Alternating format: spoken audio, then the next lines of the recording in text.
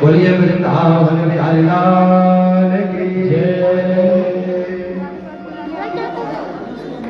इस प्रकार पृथ्वी देवी का अभिमान दूर किया और हिरण्याक्ष का वध किया और हिरण्याक्ष का भाई हिरण्यकशिपु बड़ा क्रोधित हुआ। उसने कहा नारायण ने मेरे भाई का वध कर दिया, नारायण छलिया है और छलिया को यूं ही साधारण तरीके से हम हरा नहीं सकते, इसके लिए कुछ विशेष वरदान मुझे प्राप्त करना होगा, मुझे वरदान के लिए तप करना होगा। हिरण्यकशिपु तप करने के लिए निकल पड़े। आइए हिरण्यकशिपु को तप करने दीजिए, क्योंकि यदि कोई साधना में बैठा हो, साधना करना चाहता हो तो उसको तंग नहीं किया जाता। हिरण्यकशिपु को साधना करने दीजिए। इधर से ब्रह्मा जी के एक और पुत्र हुए जिनका नाम हुआ कर्दम ऋषि। कर्दम ऋषि ने भी ब्रह्मा जी से कहा कि महाराज मैं भी भगवान की भक्ति करूंगा, मैं भी साधु बनूंगा। महाराज कर्दम ऋषि साधु बन गए और वन में जाके तप करने लगे। बहुत समय व्यतीत हुआ।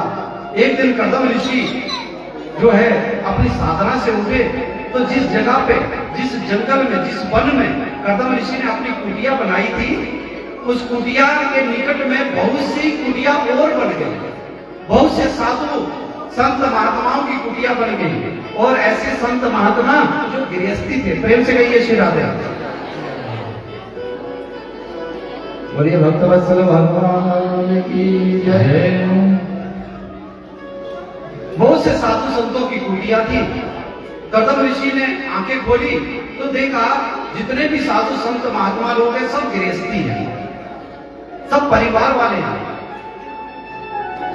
आज कर्दम जी के मन में भाव आया, जब मैं इस वन में आया था अकेला था, एकांत कुटिया किया, लेकिन आज यहाँ पे बहुत सी कुटिया हो गई, वो परिवार यहाँ पे बस गया।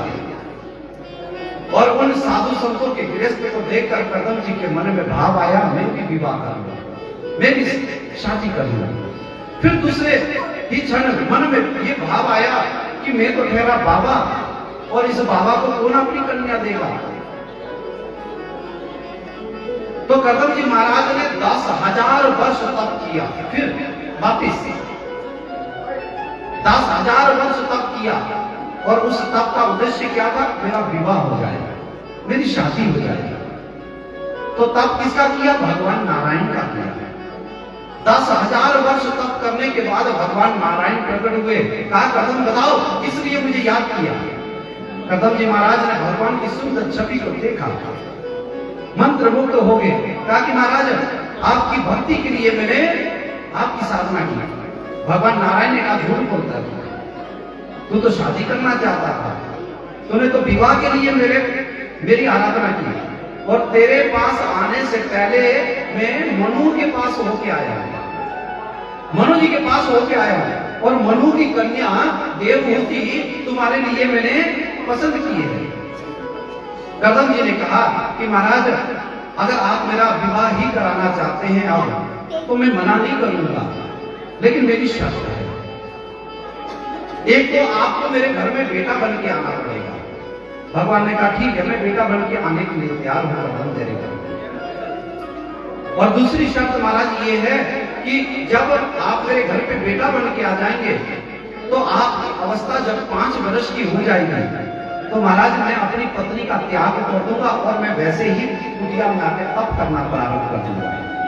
भगवान नारायण ने कहा देखो, पत्नी को त्यागने की बात वचन मैं तुझे नहीं दे सकता हूं, हाँ बेटा बन के आने का वचन मैं दे दूंगा। अब महाराज देवहूति के साथ मीटिंग फिक्स हुई। देवहूति को सारी चर्चा सुनाई, सारी बातें कदम जी ने बताया। देवहूति ने भी हाँ भर दी। ठीक है महाराज, अगर भगवान मेरे घर में पुत्र बन के आएंगे तो मुझे इससे ज्यादा और क्या चाहिए। महाराज विवाह हुआ। विवाह के पश्चात जैसे ही कुटिया में आए डोली लेकर, जैसे ही वधु प्रवेश हुआ, अंदर कदम जी महाराज की छोटा सा आसन जिसके ऊपर कदम जी महाराज बैठकर साधना किया करते थे। देवहूति ने प्रश्न किया महाराज इस छोटे से आसन में बैठ के आप साधना करते हैं, तब करते हैं? महाराज आप ये बताइए इतने छोटे आसन में बैठ के आप कैसे तप कर लेते हो? कदम जी महाराज ने कहा कि बस इसी आसन में बैठ के ही मैंने 10,000 वर्ष तप किया है, तब जाके मैंने तुम्हें प्राप्त किया है। देवहूति ने कहा महाराज बैठ के दिखाइए, मुझे विश्वास नहीं हो रहा, मुझे विश्वास नहीं हो रहा। जैसे ही कदम जी महाराज उस आसन के ऊपर बैठे हैं, बैठते ही महाराज कदम जी महाराज को समाधि लग गई। प्रेम से कहिए सिखाते हैं। कौन कौन लेके आया था आज? कल लेके आना। हाँ।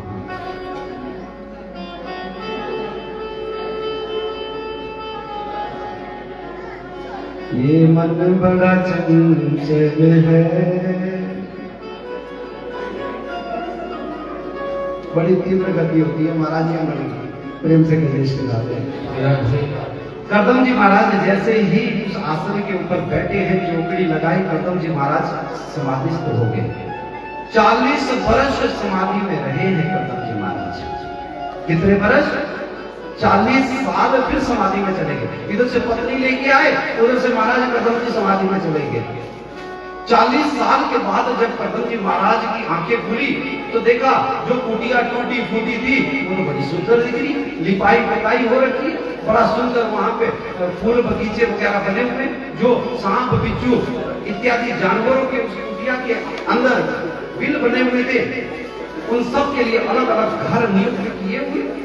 कदम जी बाहर आए तो देखा एक बूढ़ी औरत जो है वो झाड़ू लगा रही है, हाथ लगा रही है। कदम जी महाराज ने पूछा उस बूढ़ी औरत से, देवी तुम कौन हो और मेरी कुटिया के बाहर क्या कर रही हो? तो देवहूति ने कहा कि महाराज आज से 40 वर्ष पूर्व आपके साथ मेरा विवाह हुआ था, मैं मनु की कन्या हूँ, मेरा नाम देवहूति है।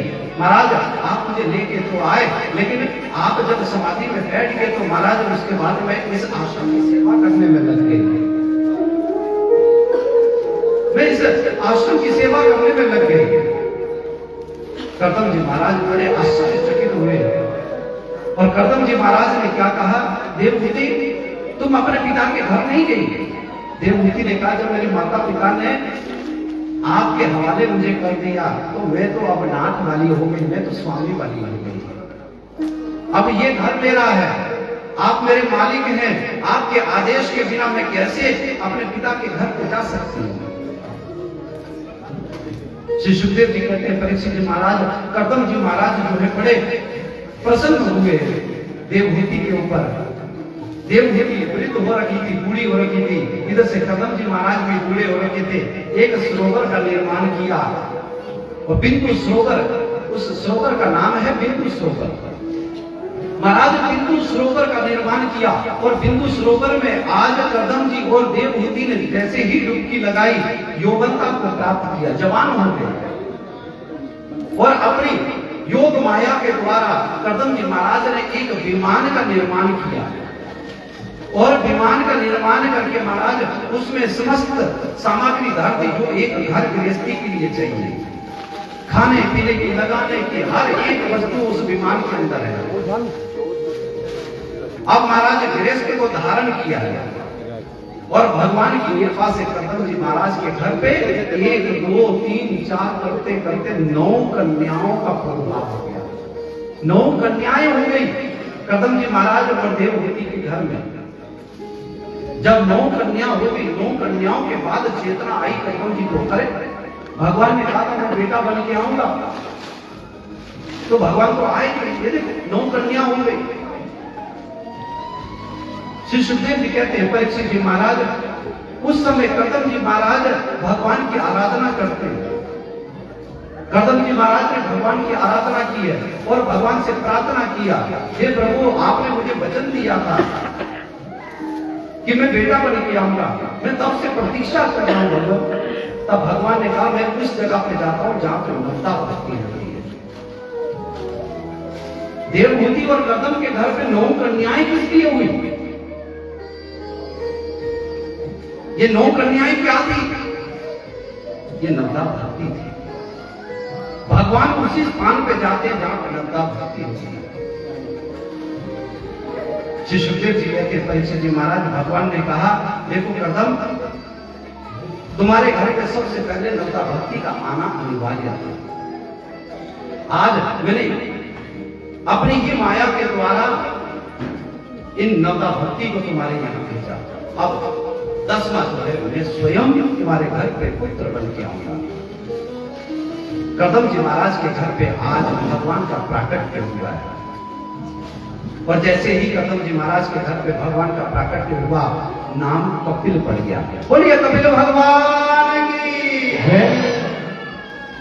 कपिल भगवान का आगमन हुआ है। श्री सुखदेव जी कहते हैं परीक्षित जी महाराज जब 5 वर्ष के हो गए कपिल भगवान माता देवहूति के हाथ में सौंप दिया बालक। और कदम जी महाराज अपने वचन में दृढ़ थे, पक्के थे और वन में चले गए तप करने के लिए। इधर से माता देवहूति ने क्या किया? देवहूति ने सुंदर सिंहासन बनाया और देवहूति ने सुंदर सिंहासन बनाकर व्यासगति बनाकर कपिल भगवान को उस व्यासगति पर विराजित किया है। और अनेक प्रकार के प्रश्न पूछे हैं महाराज।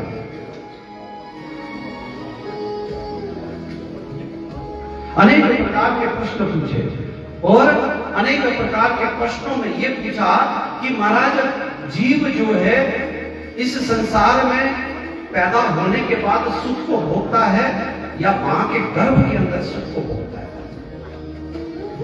कपिल भगवान ने बड़ा सुंदर उत्तर दिया। कपिल भगवान ने कहते हैं माता देवहूति जीव जो है संसार में आने के बाद अत्यंत सुख को भोगता है। अगर विवेकवान होगा, बुद्धि वाला होगा तो सुख जो है संसार में है। गर्भ के अंदर मां खट्टा खाएगी बालक को खट्टा लगेगा, मां तीखा खाएगी बालक को तीखा लगेगा, मां जैसी वस्तु खाएगी बालक को वैसा ही वस्तु प्राप्त होगा। अब गर्भ के अंदर से आवाज तो आ नहीं सकती, बोल नहीं सकता बालक, लेकिन मां जैसा खा रही है वैसा ही बालक को प्राप्त हो रहा है। और जैसे गीता में कहा उर्द मूला मलासा कहा, जैसे ही बालक जो है पैर ऊपर और सिर नीचे की तरफ उल्टा पड़ा होता है गर्भ के अंदर, मल मूत्र का वह कुआं उसके अंदर विष्टा और मल मूत्र से परिपूर्ण वह बालक मां के पेट के अंदर 9 महीने और 9 दिन पर्यंत जो है गर्भ के अंदर रहता है। इतना कष्ट भोगता है, कुछ बोल नहीं सकता। लेकिन जब बालक का जन्म नहीं हुआ, जन्म से पहले गर्भ के अंदर बैठकर प्रार्थना करता है, प्रभु मुझे इस नरक से आप बाहर निकालिए, संसार में आऊंगा आपका भजन करूंगा।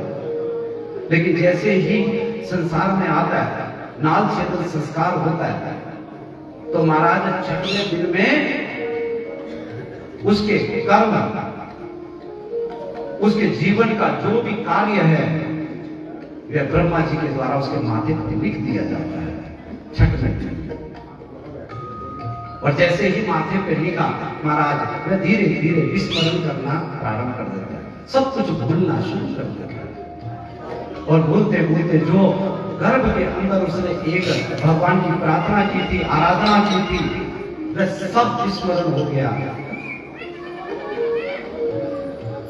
श्री सुखदेव जी कहते हैं इस संसार में आने के बाद अच्छा क्या है, बुरा क्या है, क्या कार्य करना चाहिए, उसके लिए हम विवेकवान हैं, बुद्धिमान हैं, हम विचार कर सकते हैं ये अच्छा है, ये बुरा है, हमें ऐसा करना चाहिए, हमें वैसा करना चाहिए। लेकिन गर्भ के अंदर गर्भ समाप्त दुख भूत भविष्य, जितना दुख गर्भ के अंदर होता है उतना दुख मैया इस संसार में नहीं होता है।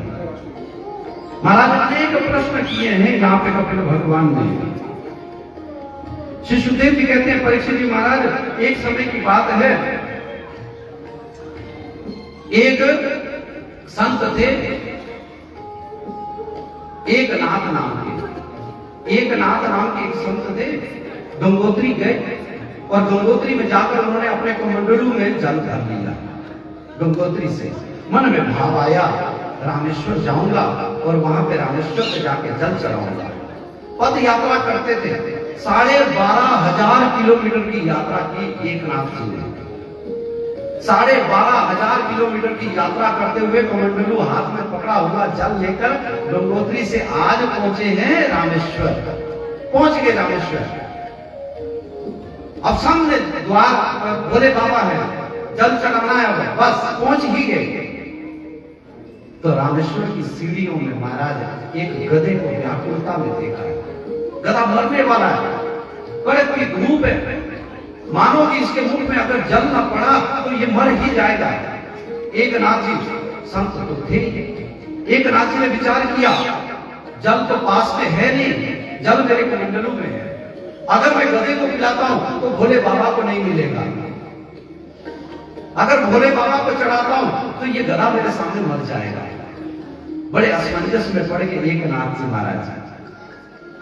जी महाराज ने थोड़ी देर विचार किया और विचार करने के बाद एक नाथ जी ने क्या कहा, गधे के पास आकर, हे भोले बाबा जल तो मैं लेके आया हूं, गंगोत्री से लेके आया हूं आपके लिए जल, ये गधा व्याकुल है, जल पास में है नहीं, इस जल की आवश्यकता आपसे ज्यादा किसको है, लाया आपके लिए था।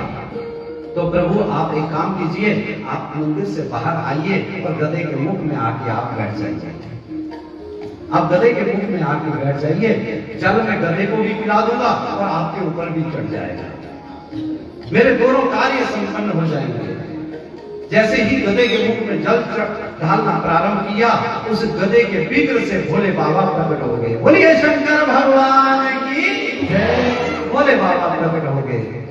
तो भोले बाबा ने कहा कि एक नाथ तूने मुझे इस रूप में भी पहचान लिया, इस रूप में भी पहचान लिया। तब एक नाथ ने कहा कि प्रभु कण कण में आपका पास है, ऐसी कौन सी जगह है जहां पे आपका पास नहीं, ऐसा कौन सा जीव है जिसके अंदर आपका पास नहीं। हम सब के अंदर भगवान का ही अंश छुपा हुआ है। हम सब, मैंने पहले भी कहा, हम सब भगवान नारायण की संतान हैं, हम सब भगवान नारायण की संतान हैं। हाँ, माध्यम हमारे माता पिता अभी बने हैं, लेकिन अगर इसकी जड़ की खोज की जाए तो जड़ जो है वो नारायण से प्रारंभ होता है। श्री सुखदेव जी महाराज राजा परीक्षित को उदाहरण देते हैं। उदाहरण क्या देते हैं? कहते हैं एक सुनार है, सुनार के पास एक व्यक्ति गया सोने के गहने लेकर। सोने के गहने को जब उसने सुनार को दिया, कहा कि ये नए डिजाइन में बना देना। तो सुनार ने क्या किया, उस सोने को पहले तोड़ ताड़ के उसको गलाया, पकाया, और पकाने के बाद उसको एक आकृति दी। आकृति देने के बाद एक डिजाइन बनाया। एक डिजाइन बनाने के बाद उसने ग्राहक को दिया। साल 2 साल 10 साल उसने उसको पहना, उसके बाद डिजाइन बदल गया। फिर वह वापिस जो है सुनार के पास गया। तो सोना वही है, लेकिन उसका जो स्वरूप है वो बदल गया, उसका आकृति जो है वो बदल गई। इसी प्रकार से हम सब नारायण की संतान हैं और हम सबके अंदर भगवान का ही अंश है। एक नाथ, तूने मुझे इस रूप में पहचान लिया, तू बड़ा दिव्य संत है। श्री सुखदेव जी कहते हैं कपिल भगवान ने जो है माता देवहूति को यही उपदेश दिया, सांख्य योग का उपदेश दिया, सांख्य योग का उपदेश दिया है। अब महाराज कपिल भगवान अनेक माता को कथा सुना रहे थे और कथा सुनाते सुनाते महाराज जो नवता भक्ति थी, वो नवता भक्ति उनकी बहन है कपिल भगवान की, वो मां के पास में आके खड़ी हो गई। जैसे ही मां के पास में आ गई, तुरंत उसी समय कपिल भगवान आसन से उठ खड़े हो गए। माता ने कहा कि क्यों उठे भगवान आप? मैया मैं इसलिए उठा क्योंकि आपके निकट में नवता भक्ति आ गई है, आपके निकट में नवता भक्ति आ गई है और आप भक्ति की 10वीं सीढ़ी में प्रवेश कर चुकी है। श्री सुखदेव जी कहते हैं परीक्षित जी महाराज, भक्ति की 10वीं सीढ़ी जो है ना वो नदी होती है। जब अश्रु आंखों से बहना प्रारंभ हो जाए बिना किसी कारण के, और भगवान के समक्ष बैठकर हम लोग रुदन करें, रोए, संसार को रोना दिखाने से अच्छा हम भगवान के आगे रोए। कभी जीवन में एक बार निस्वार्थ भाव से, बिना किसी कामना के, बिना किसी इच्छा के आप भगवान के समक्ष जाओ और बैठ जाओ, भगवान के उस मुखारबिंद पर निहारो। भगवान कहते हैं कभी कभी इस द्वार के अंदर मुझे मिलने को आया करो, खाली हलवा पूरी खाने के लिए आते हो, नवरात्रे हुए नारियल चढ़ाने के लिए आते हो, शिवरात्रि हुआ जल चढ़ाने के लिए आते हो लाखों रुपए का डिमांड करके चले जाते हो। कभी कभी निस्वार्थ भाव से आया करो, कभी आके मुझे कहो कि बोले बाबा मैं मिलने के लिए आया हूं, आज मेरी कोई कामना नहीं है, आज आपके दर्शन के लिए आया हूं। कभी माता रानी को कह देना कि माता रानी आज मुझे कुछ नहीं चाहिए, आज मैं आपसे मिलने आया, 4 बातें करने आया। भगवान भी तो इच्छा करते हैं कोई आए, निस्वार्थ भाव से आए। हम जब भी भगवान के समक्ष जाते हैं कामना लेके जाते हैं, कामना लेके जाते हैं। और जब निस्वार्थ भाव से हम भगवान के समक्ष पहुंचे और आंखों से अश्रुधार बहे, तो मान लेना कि भक्ति की 10वीं सीढ़ी में हमने प्रवेश कर लिया। उसके बाद हमारे जीवन में कभी अश्रु नहीं आएंगे, कभी अश्रु नहीं आएंगे। और कभी आप लोग विचार करना, अश्रु जो है ना 2 प्रकार के होते हैं, एक ठंडे आंसू और एक गर्म आंसू। गर्म आंसू जब हमें कोई पीड़ा होगी, जब हमें कोई कष्ट होगा, तब हमारे आंखों से गर्म आंसू निकलते हैं। जब हमें शांति है, जब हमारा मन प्रसन्न है और आंखों से अश्रु निकले, तो वो अश्रु कभी गर्म नहीं होंगे, ठंडे होंगे। कभी आओ और आके भगवान से कहना प्रभु मुझे कुछ नहीं चाहिए, आज मिलने के लिए आया हूं, अच्छा बातें करने आया हूं आपके साथ, कुछ आप सुनाओ, कुछ मैं सुनाऊं। तो महाराज भक्ति की 10वीं सीढ़ी जो है अश्रु है। जैसे ही देवहूति मैया की आंखों से अश्रु बहने लगे, कपिल भगवान उठ खड़े हुए, नवता भक्ति निकट में थी। इतने में देखते देखते देवहूति मैया एक नदी का रूप धारण कर लेती है और उस नदी का नाम पड़ गया सिद्धिदाह नाम की नदी। सिद्धिदाह नाम की नदी बन गई देवहूति मैया। कपिल भगवान ने उसी नदी में जो है स्नान किया, आचमन किया, संध्या बंदन की, संध्या बंदन आचमन आदि करने के बाद कपिल भगवान ने सिद्धिदाह नाम की नदी को प्रणाम करके वहां से गंगा सागर की ओर प्रस्थान किया। कपिल भगवान का आश्रम गंगा सागर में है। बोलिए कपिल भगवान की जय। इस प्रकार से आज की कथा को हम लोग इसी प्रसंग के साथ विश्राम करेंगे। कल समय पर हम लोग आए। कल तो भगवान का प्राकट्य उत्सव भी है और जहां तक मुझे सूचना मिली है, कल नौशहरा से ठाकुर द्वारे से मोनी बाबा जी आएंगे कथा में। हमारा सौभाग्य है, हम सबको आशीर्वाद प्राप्त। और कल भगवान का जन्म उत्सव, प्राकट्य उत्सव भागवत जी के माध्यम से है। कल भगवान जी का जन्म होगा और अंतिम में फूलों की होली होगी। सभी लोग इस सुंदर कार्यक्रम में सम्मिलित हों जब भगवान का आगमन होता है तो हम सबको सज धज के आना चाहिए। तो पीले वस्त्र पहन के आए तो बड़ा सुंदर लगेगा। पीले वस्त्रों को पहन के आइए, पीला पीला बसंती हो जाए ये रामकृष्ण आश्रम का। और खूब यहाँ पे बैलून वगैरह लगा के खूब सजाया जाएगा। और जो भी भगवान जी को प्रसादी भोग लगाना चाहता है वो प्रसाद ला सकता है, किसी को कोई रोकाई नहीं है। कल टॉफियां, खिलौने, माखन अगर कोई लाएगा, माखन कोई लाएगा तो वो सत माखन मत लेके आना, क्योंकि सत माखन बांटने में बड़ी दिक्कत होगी। इसलिए जो मक्खन की छोटी टिक्की होती है ना, वो ले आइए, वो ही प्रसाद यहाँ पे हम सबको देंगे। सत माखन हम थोड़ा सा लगाएंगे, जो भगवान जी को भोग लगेगा वो थोड़ा ही लगेंगे। बाकी जो है माखन आप लोग जिसने भी जिसकी इच्छा है भगवान जी को भोग लगाने की, वो टिक्की लेके आना, ठीक है। और टॉफियां ले आना, खिलौने ले आना। भगवान हमारे हैं, भगवान का स्वागत हम सबको करना है, जितना अच्छे से अच्छा कर सकते हैं। पीले वस्त्र जरूर पहनना। फूलों की होली है, कल आप लोग कमर कस के आना और सब लोग घर में ताला लगा के आना, ठीक है। कहीं ऐसा ना हो कि कथा 8 बजे विश्राम हो तो गड़बड़ हो जाए। समय पे आओगे समय पे विश्राम होगा, देरी से आओगे देरी से विश्राम होगा। समय पे आइए, क्योंकि 2:30 बजे हम लोग यहाँ पे बैठ जाते हैं। 2:30 बजे हम लोग बैठ जाते हैं और लगभग 3 बजे कथा जो है वो प्रारंभ हो जाती है। बोलिए भक्त वत्सल भगवान की जय। तो कल मोनी बाबा जी ठाकुर द्वारा मुशर्रा से यहाँ पे पधार रहे हैं, उनका भी आशीर्वाद हम सबको प्राप्त होगा। वैसे भी हमारी माताएं मातृशक्ति यहाँ पे विराजित है, इनका आशीर्वाद तो हमारे ऊपर पहले दिन से ही बरस रहा है, कल और बरसेगा। अच्छा, एक निवेदन हो, एक निवेदन देखिए, अगर हम किसी गुरुद्वारे में जाते हैं, गोल्डन टेम्पल कौन गया, हाथ खड़ा करना जरा, प्राय सब लोग गए है ना। आप लोगों ने वहां के नियम देखे कितना अनुशासन है, और वो अनुशासन हमें पता भी नहीं है कि उनके अनुशासन क्या, उनके नियम क्या है।